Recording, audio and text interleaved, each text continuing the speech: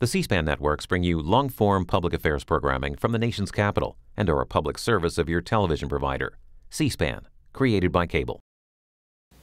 Today, I'm in Cedar Falls to talk about how we can give more communities access to faster, cheaper broadband so they can succeed in the digital economy.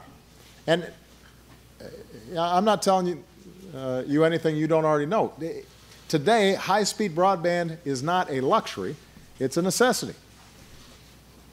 This isn't just about making it easier to stream Netflix or scroll through your Facebook news feed, although that's fun, and it is frustrating if you're waiting for a long time before the thing finally comes up.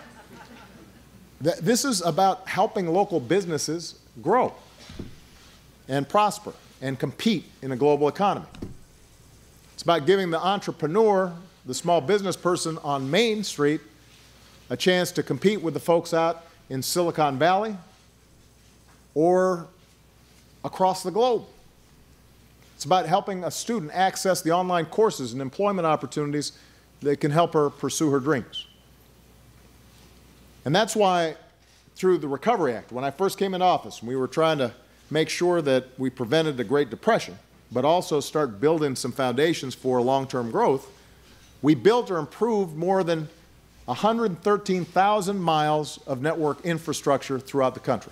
That's enough to circle the globe more than 4 times. And we offered tax credits to help spur businesses to expand their networks. We've hooked up tens of thousands of schools and libraries and medical facilities and community organizations. And then we launched something we call Connect Ed, which trains teachers and spurs private sector innovation and is connecting 99% of America's students to high-speed internet. But, and this is why I'm here, we've still got a lot of work to do. Right now, 98% of Americans have access to the most basic levels of broadband, and that's a good thing.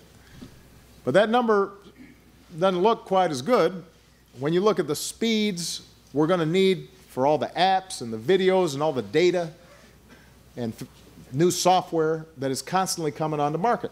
We've got to keep pace. We've got to be up to speed.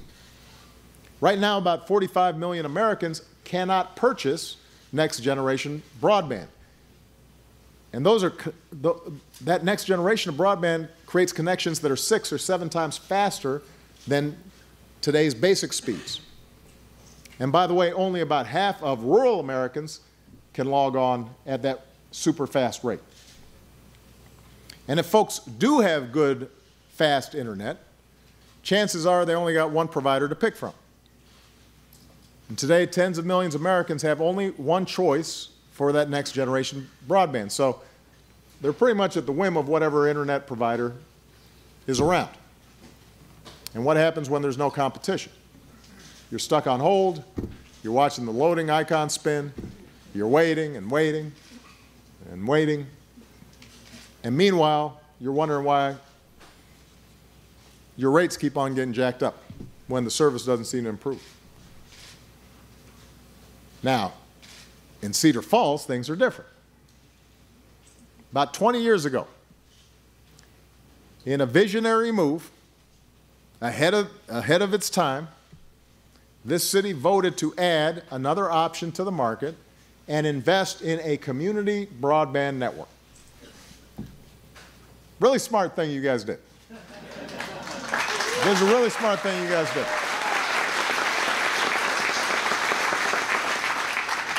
And you've managed it right here at Cedar Falls Utilities. Then a few years ago, you realized that customers were demanding more and more speed. All the movies, all the increased data, Instagram, all this stuff suddenly is just being loaded up. And basically, you guys were like the captain in Jaws, where you say, we're going to need a bigger boat.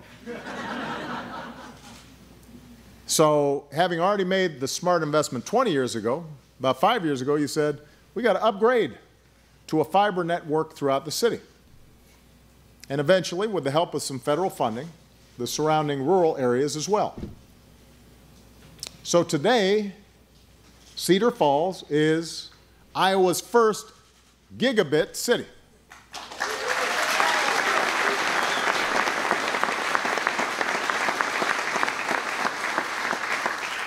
Now, that sounds like something out of a Star Wars movie, Gigabit City.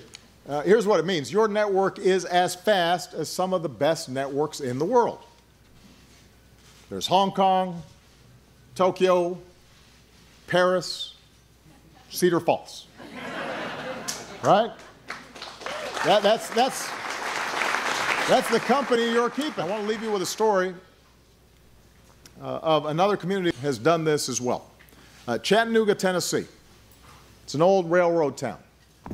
Was once called the dirtiest city in the nation. During the recession, they were hit harder than most places.